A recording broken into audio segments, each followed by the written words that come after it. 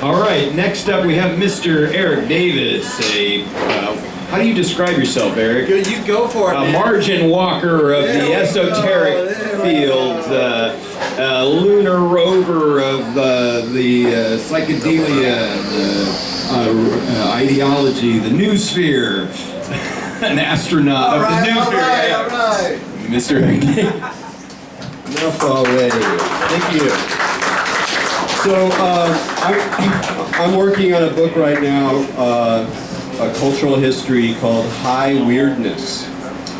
And I just finished a section that looked at the history of the word and the concept weird, which I'm happy to say has already come up a number of times this evening, unsurprisingly. So hopefully this will illumine. It actually was quite illuminating for me. The roots of weird